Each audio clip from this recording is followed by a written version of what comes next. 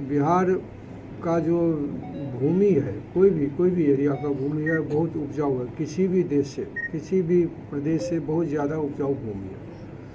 लेकिन फिर भी क्या कारण है जो यहाँ से ज़्यादातर बिहार में एग्रीकल्चर का बहुत ज़्यादा स्कोप है, लेकिन स्कोप को हम एक्सप्लॉइट नहीं कर पा रहे हैं। मतलब पूरा जो पोटेंशियल है वो नहीं कर पा रहे हैं।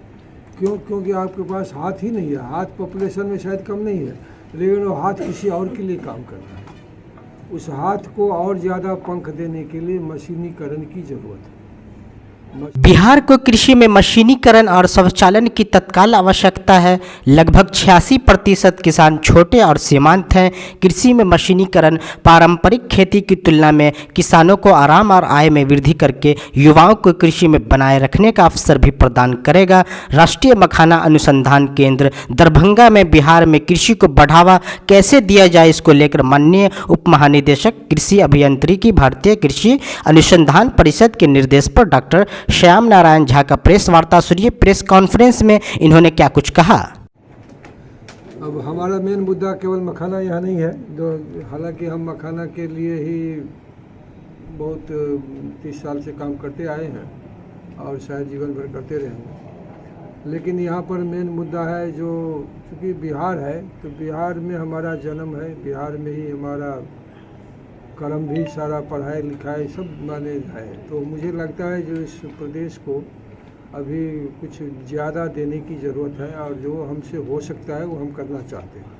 इसीलिए हम सोचे जो हमारे मन में क्या है वो हम बोलना चाहते हैं। आप लोगों को लिखित में भी दिए हैं। बिहार का जो भूमि है, कोई भी एरिया का भूमि है, बहुत उपजाऊ है। किसी भी देश से, किसी भी प्रदेश से बहुत ज़्यादा उपजाऊ भूमि है।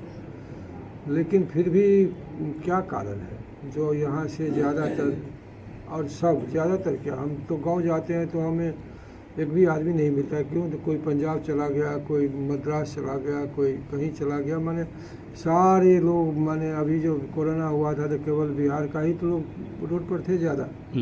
हाँ, क्यों? कभी लोगों ने सोचा इस पर? हमें सोचना है, हम सब बिहारियों को सोचना है। और इसका हमें जो लगता है इसका मुख्य कारण ये है, किसी को गांव घर छोड़ने में मज़ा नहीं आता होगा, किसी को अपना परिवार छोड़ने में मज़ा नहीं, मजबूरी में जाता है। क्योंकि किसी को 2 रोटी सुबह शाम रात के लिए तो कमाई करना ही पड़ेगा। तो इसका मतलब है जो उसको अपने गांव में, अपने ज़िला में, अपने प्रदेश में शायद नहीं मिलता है जितना उसको चाहिए, तभी वो बाहर जाता है। तो हम क्या करें ऐसा जो यहाँ पर से लोग ना जाए, यार बहुत कम जाए। हम ये नहीं कहते नहीं जाना चाहिए, जाना चाहिए। जिस पूरा दुनिया है हमारे, जैसे हम कहते हैं वसुधैव कुटुंबकम, तो पूरा हमारा तो अभी G20 में हमने बोला है बस पूरा पृथ्वी ही एक परिवार है और सारे को हम एक लेके चलना चाहते हैं और चलने का कोशिश की। उसमें हमारे माननीय प्रधानमंत्री जी को काफ़ी सफलता भी मिली।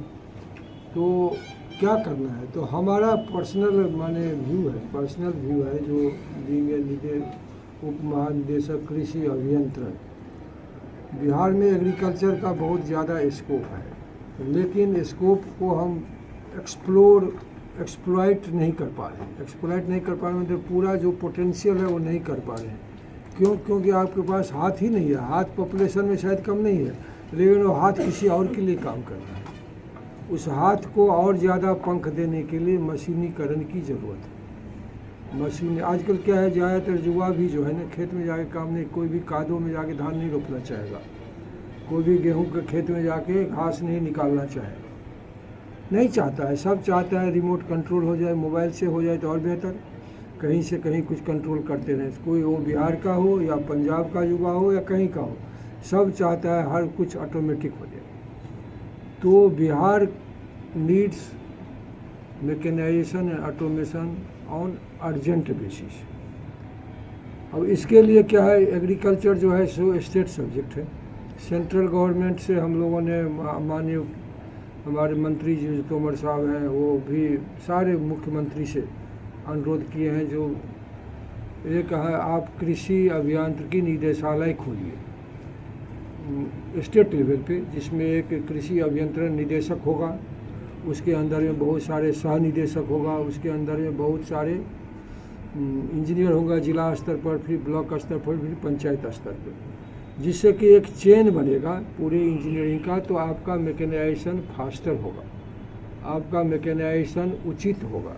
अभी क्या होता है, जब पूसा मेला में, पता नहीं आप लोग कितने लोग गए हैं दिल्ली में, जब वहाँ मेरे पास कुछ लोग बिहार से ही जानकार लोग पहुँच गए, जो हमारे पास सर माने ई मशीन है, वो मशीन है, ट्रैक्टरों है, लेकिन हमारा उसमें बांध ही नहीं अभी है, माने हमें उस पर माउंट करने नहीं आता है। हमको कहाँ ट्रेनिंग मिलेगा, हम कहे कहाँ देंगे, हम तो ट्रेनिंग भोपाल में ही आपको दिलवा सकते हैं। तो वो स्थिति क्यों है, दूसरे स्टेट में ये स्थिति नहीं है। अभी हमारे प्रयास से हम लोग जब प्रयास किए हैं तो 4 प्रदेश जो है ऑलरेडी अनाउंस कर दिया है जो हम अपना निदेशालय कृषि अभियंत्रण का खोलेंगे। और कृषि अभियंत्रण का निदेशालय खोलने पर ऑलरेडी 2 स्टेट में पहले से है। एक तो तमिलनाडु में बहुत पुराना है, इसीलिए उसका इकोनॉमी और उसका एक्सपोर्ट पोटेंशियल वगैरह देखिए कितना है, अच्छा एग्रीकल्चर चल रहा है। जब कुछ वहाँ पर एक ही एग्रीकल्चर विश्वविद्यालय है, कृषि विश्वविद्यालय तमिलनाडु में एक ही है, लेकिन उसके पास कृषि अभियंत्रण निदेशालय बहुत शुरू से है। उड़ीसा ने भी अभी एक चेन ऑफ एग्रीकल्चरल इंजीनियर्स काफ़ी डेवलप कर लिया है, और 4 स्टेट जो है अनाउंस किया है। तो जब तक ये नहीं होगा, मैकेनाइजेशन का मतलब मेरा ये नहीं है कि केवल खेती बाड़ी मतलब एग्रीकल्चर मतलब production side also and post production मतलब पोस्ट सारे प्रोसेसिंग वैल्यू एडिशन। आधा से ज़्यादा इनकम डिपेंड करता है, आधे से ज़्यादा इनकम डिपेंड करता है पोस्ट सर्विस एक्टिविटीज़ पर। और इनकम ज़्यादा हो, मार्जिन ज़्यादा हो, प्रॉफिट ज़्यादा हो तो पोस्ट प्री प्रोडक्शन में इनपुट कॉस्ट कैसे कम होगा। भारत सरकार का डाटा कहता है यदि आप अच्छे से मैकेनाइजेशन करेंगे तो आपको 20% तक बिना कुछ किए हुए अपने आप उसका प्रोडक्टिविटी बढ़ जाता है। फर्टिलाइज़र कंजम्पशन बहुत कम हो जाता है और लेबर का चार्ज कम लगता है, तो जिससे क्या होता है तो इनपुट कॉस्ट बहुत कम लग जाता है, तो प्रॉफिट किसान को अपने आप ज़्यादा हो जाएगा, क्योंकि खेतीबाड़ी का लागत कम हो जाएगी। लागत जब कम हो गई तो अपने आप इनकम बढ़ गया। उसके बाद जो है इनकम को 2 गुना 4 गुना करना है तो प्रोसेसिंग वैल्यू एडिशन चेन बनाना है और उसको मार्केट से लिंक करना है। भारत सरकार ने बहुत सारे इनिशिएटिव लिया है किसानों के लिए, माने मार्केट से लिंक करने के लिए, इलेक्ट्रॉनिक्स मार्केट वगैरह भी है, लेकिन हमारे यहाँ उसकी पूरा पहुँच नहीं हो पा रही है, क्योंकि उस तरह का जानकार हमारे पास जो बिहार सरकार में होना चाहिए डिस्ट्रिक्ट लेवल पंचायत लेवल पे नहीं हो रहा है। वो तभी होगा जब कृषि अभियंत्रण निदेशालय का स्थापना होगा और चेन ऑफ इंजीनियर्स वहाँ पर अपॉइंट करेंगे। किसानों को प्रोत्साहन देने के लिए आपके द्वारा क्या किया जा रहा है?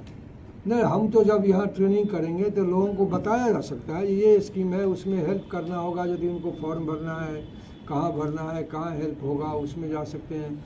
और नियरेस्ट के कृषि विज्ञान केंद्र जो है, हर जिला में कम से कम एक कृषि विज्ञान केंद्र है।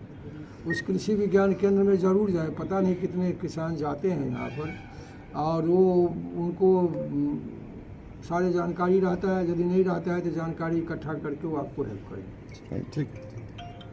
और यदि नहीं करते हैं तो वो भी मुझे बताएंगे।